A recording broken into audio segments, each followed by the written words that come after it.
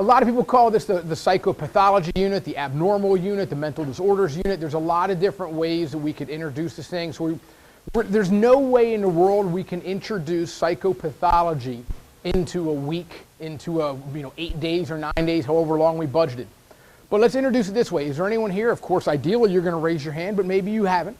Is there anyone here who has ever seen legitimate crazy behavior? I'm not talking about your mom mad because you didn't clean the dishes. But I'm talking about someone who's just nuts. That's a great question. What do you mean by crazy? I mean, kind of like art. Well, I don't know how to define it, but I know what it is when I see it.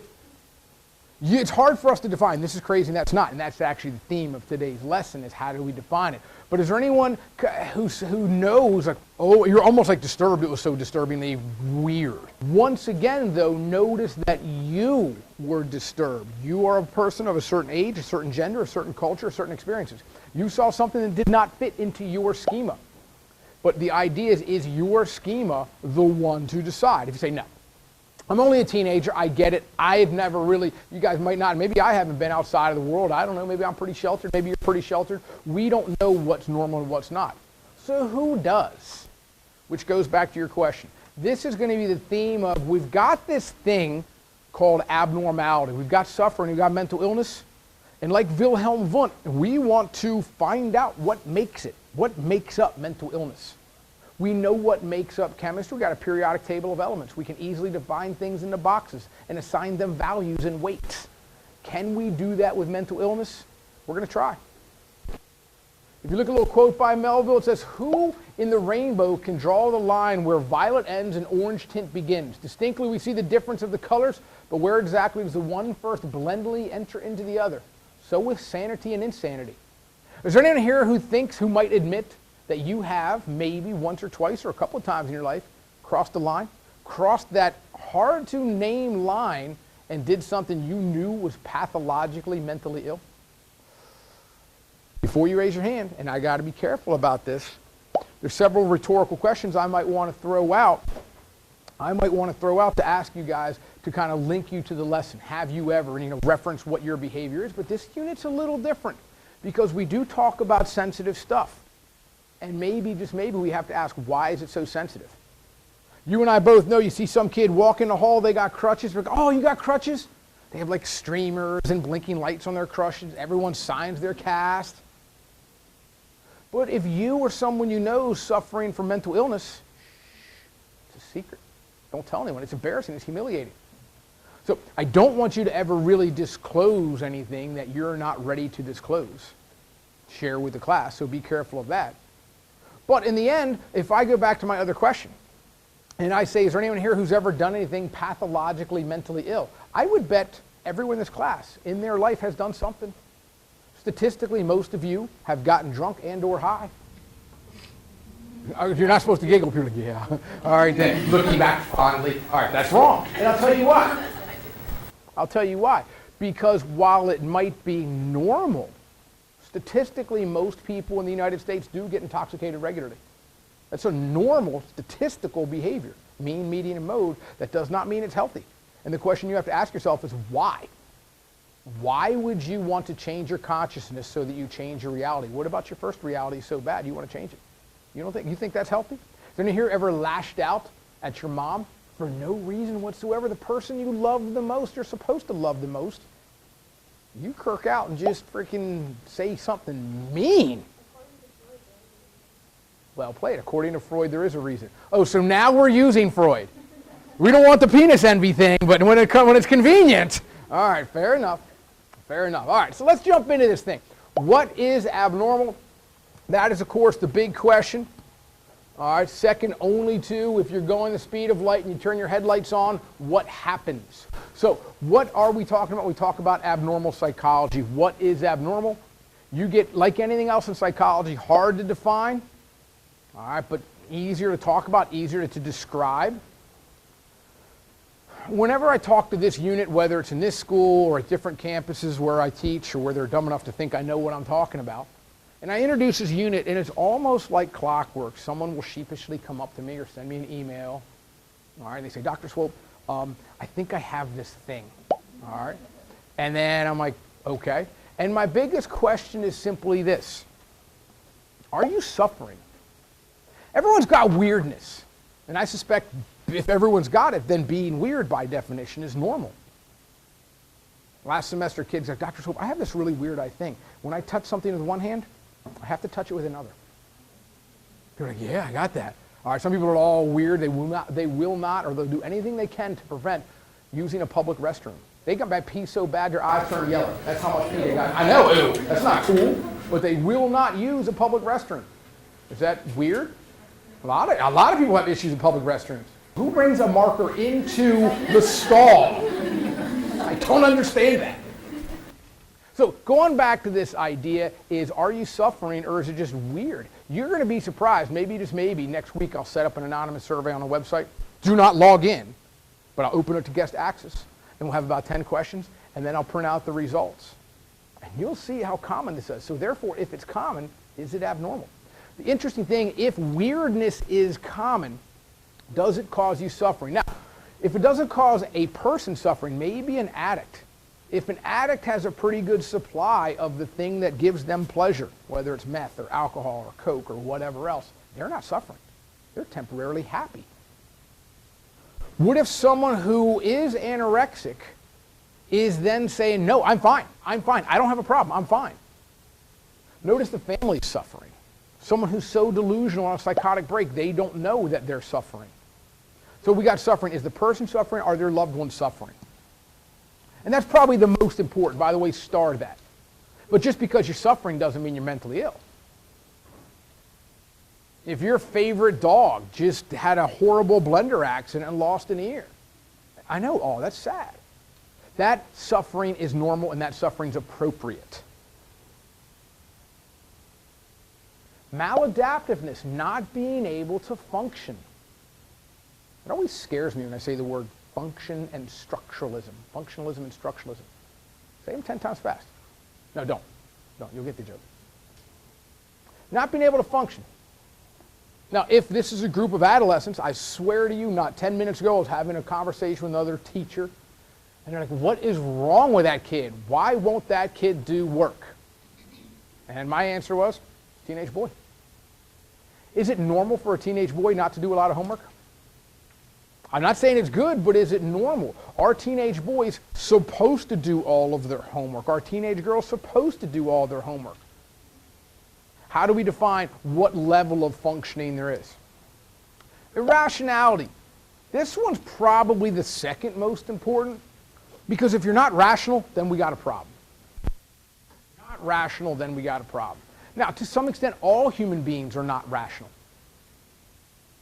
Skinner is going to say, if you punish someone and reward someone, you can shape behavior. But most of the time, or a lot of the time, we don't respond to that.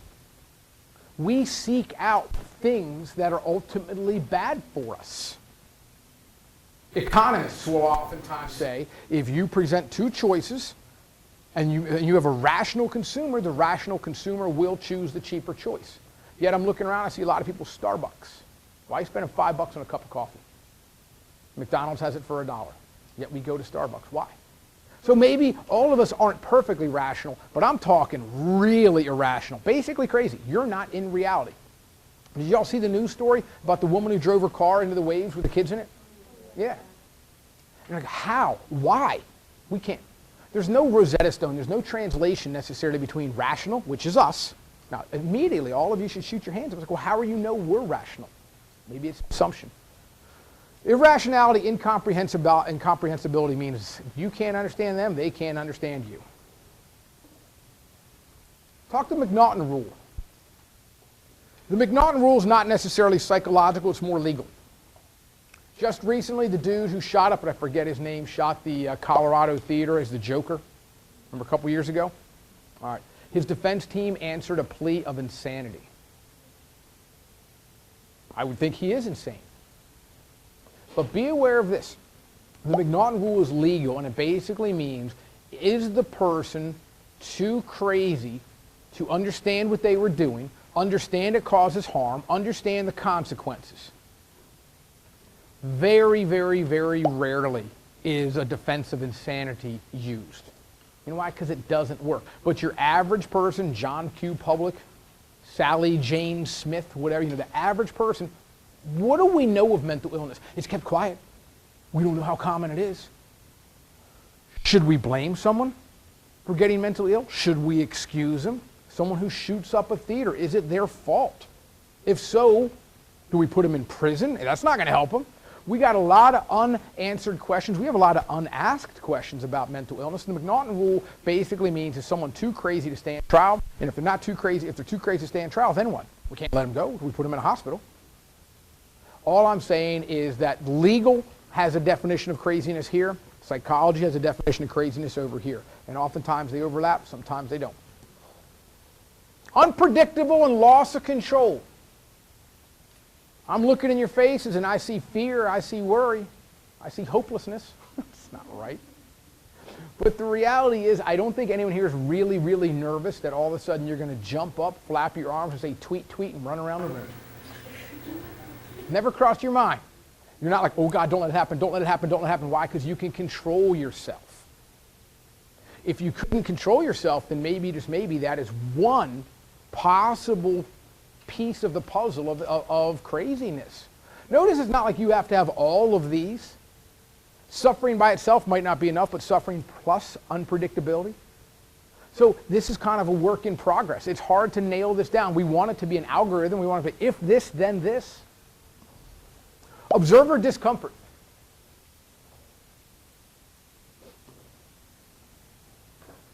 Years ago,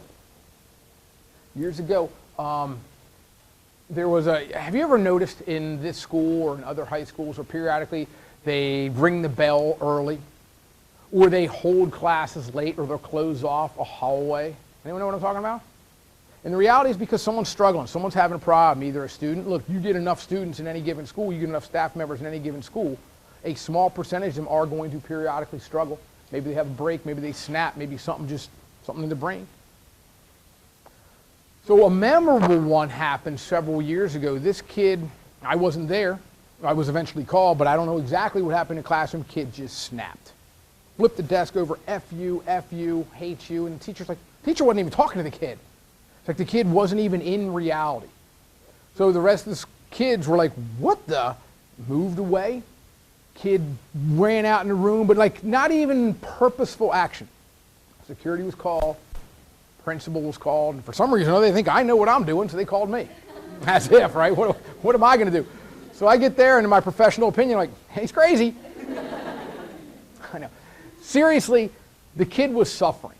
So what do? Now, one of the security guards is like, just tackle him. I'm like, whoa, hold on. You got a child who's suffering, who's not in the reality. The last thing we want to do is add stress. We don't want to risk physical injury. And notice the security guard thought of that kid as an it. One of them. He's crazy. Let's get him. I'm like, dude, he's a human being. You wouldn't do that to someone who's suffering physically. So we're trying to talk them down. And you don't want to crowd their space, so we're trying to de-escalate, chill. All right? And then so before any of us could do anything, on a corner of where two cinder block walls come together, we're sitting there talking, out of nowhere, a kid goes, bam! Puts his forehead right on the corner of the brick. And you heard a bone on brick. Immediately, skull just pouring blood. And the rest of us were like, what? That was so unexpected. Before we could even grab him again, already he opened it up, just did it again. Self-punishment. I mean, he like launched himself. You can see the skull, just pouring. Stop. I made that story up. How many of you are really mad at me, right? All right. So I was saying that. I was looking at all of your faces. And all of you except for one kid was really, really disturbed. Remember what Ekman said? Your facial expression is directly and neurologically tied to your emotions. You could not hide how disturbed you were. All of you were disturbed except for the one kid who I think you should go to the counselor now. Because the kid was like, all right, the kid's like, tell me more. All right, so the point we have here is, that is my point. If you were really disturbed by that self-injurious, irrational behavior, good. That means that behavior, if we get a bunch of people that said, that's not right. I don't know what the line is between right and wrong, but that was clearly not right. I think that is a piece of the puzzle. Observer discomfort. Statistical infrequency. Well, we know from last unit that genius is statistically infrequent. Being a millionaire is statistically infrequent. Winning the gold medal, statistically infrequent. That doesn't mean it's bad. But if it's really rare, you got to raise an eyebrow, put a little flag next to the check mark. I don't know what the exact formula is, and if you asked 100 psychiatrists, you asked 100 clinical psychologists, I think you might have a slightly different take on how this all fits together. Violation of moral and ideal standards. It is not okay to harm children. Some of you are like, well, why do you do it? No, I'm kidding. You guys aren't even kids. You don't count. You're what I call the soulless. All right? If it's not okay to harm a child, let me ask you this. 10 years from now, 15 years from now, 20 years from now, I don't judge whenever you have your kid. And I know that, let's hope, there's no parent in the world that goes into parenthood saying, yeah, now I have my own kid to abuse. That's kind of freaky. But imagine, just imagine, so you're walking out of Walmart. You see some mom kirking out on her kid, side door of the minivan's open, and she's like, I told you, and I told you it's going to happen. And she hits her kid. Is that mental illness? Connotative norms, kind of similar to what you said, based on society. Check this out. Anorexia only exists in a few places. The United States, Great Britain, maybe Germany, Netherlands. It's hard to find anorexia below the equator.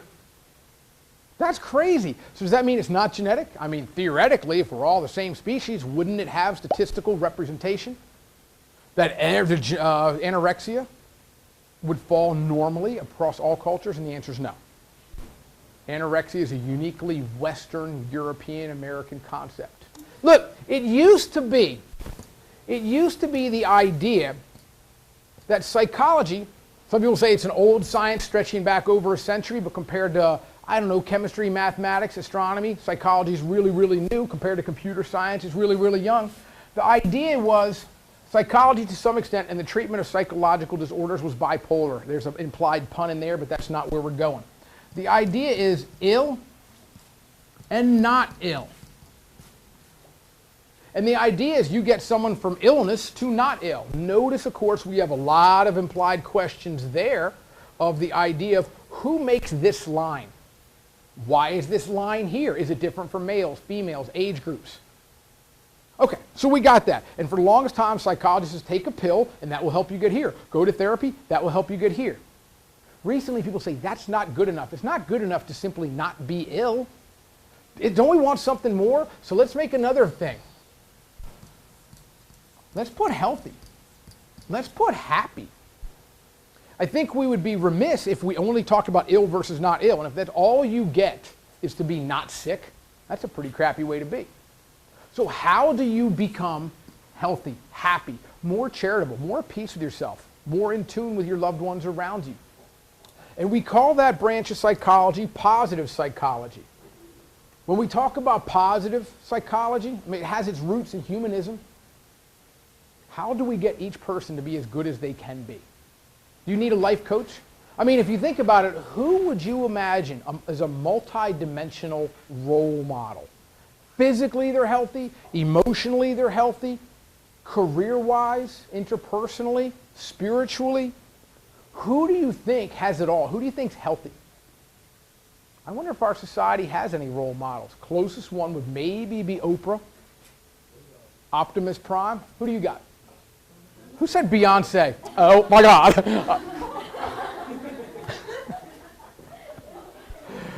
I need help. One of the elements of being the best you can do, we call it optimal living, maybe positive psychology, is you got to have a positive attitude of yourself. If you look at yourself critically, like, oh my God, I am average. I'm not even good at this. I'm not good at that. I'm not good at that. That just might be a symptom of illness. Growth and development. I'm looking at a bunch of you guys, 17 years old. You got your whole life in front of you. And I wonder, is there anyone here like, no way, I don't want that. I've reached perfection right now. 17, living with my folks, taking some high school classes. For some people, prom is the highlight of their life. That would be sad. So the question we have, everyone here wants to grow, wants to develop. Are you looking at college? I can't wait to get there. That's healthy. That's normal. If you're looking at college in the future as, uh-oh, what's going on? That's scary. I don't like change.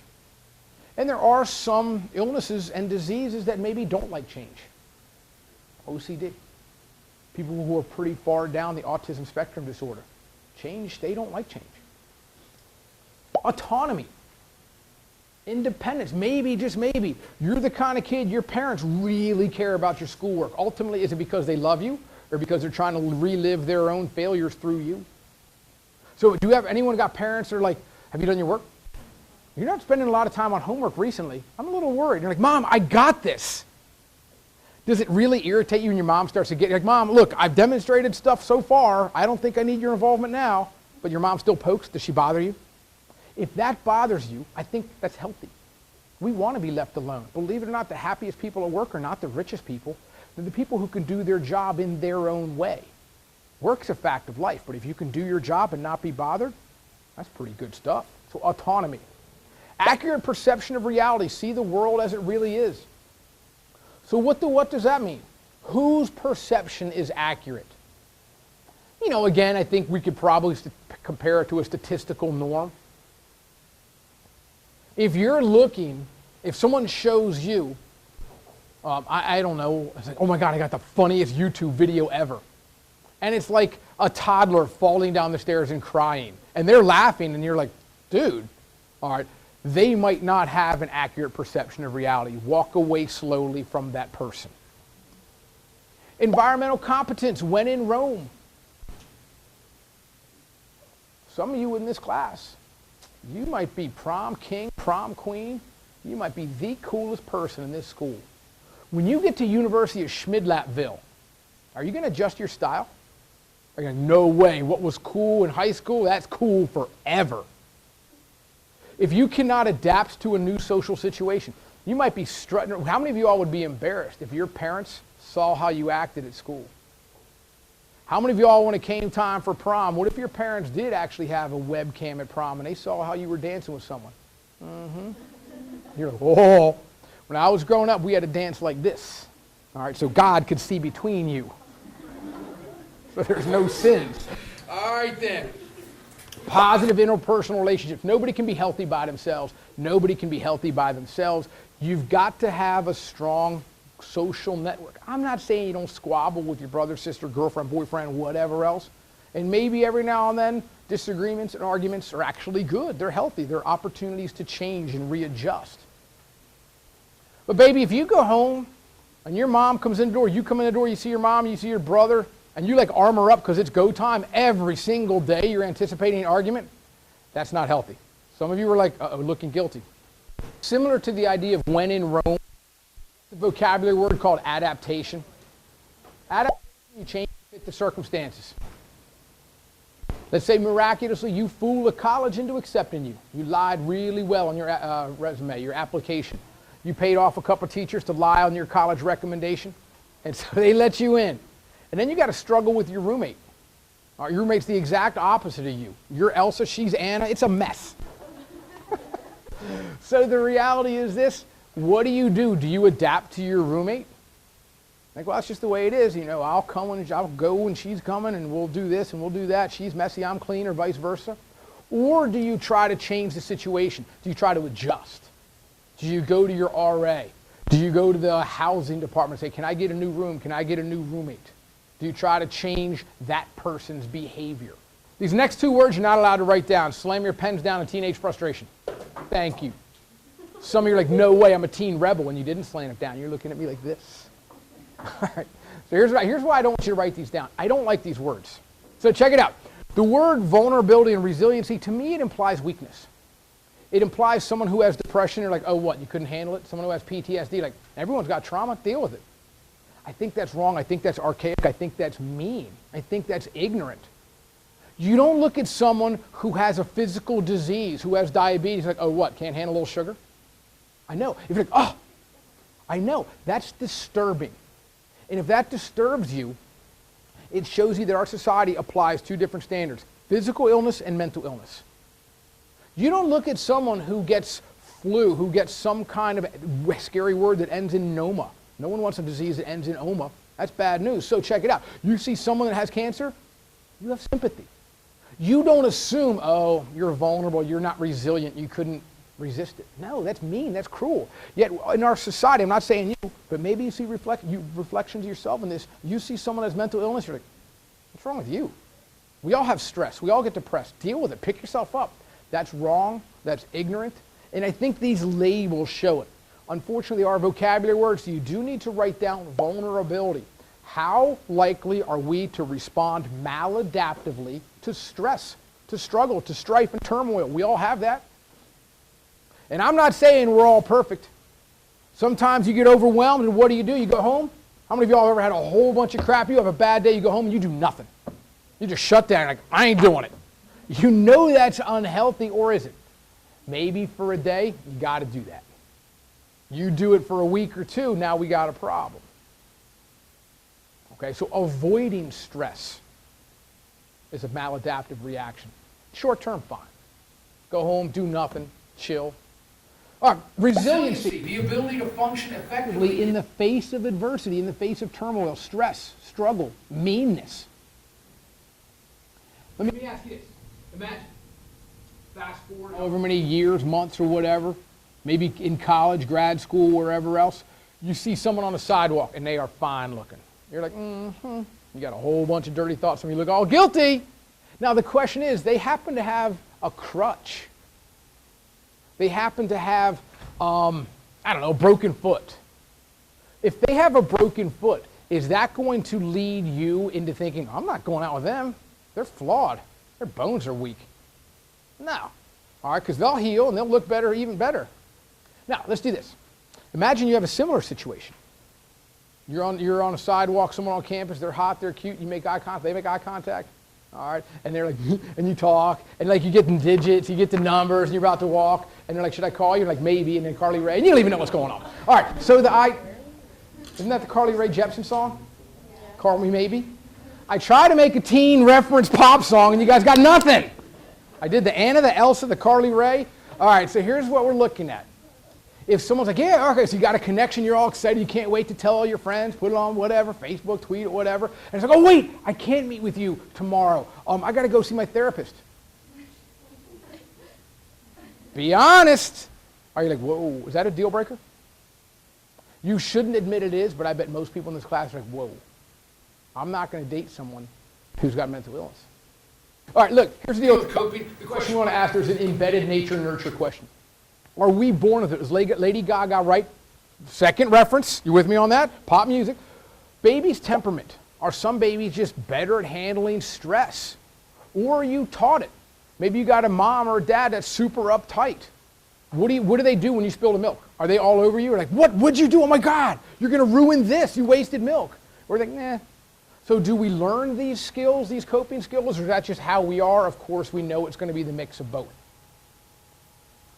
All right, skip a line, write the word diagnosis.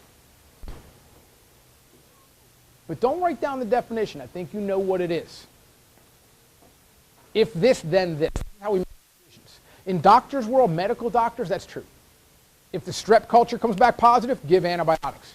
If there's a crack in the x-ray, set the bone, put a cast on it, come back in 2 weeks. But that's a medical model. Can we do the same with depression? Can we do the same in depression in different cultures? What if you got a kid with ADHD, whatever that is, in a traditionally strict classroom that's really, let's face it, boring, like this one? Or you have a kid with ADHD, but they're in a different, more free class and the symptoms don't show up. The assumption here is, do we diagnose based on algorithm? Is the algorithm flexible? Is it based on someone's opinion? Is it based on culture? So how do we diagnose this is ill, this is not? And that's our implied. It's a tough question, and there's a lot of problems with it. But not so many problems to say the whole system's wrong. The system works, it's not perfect.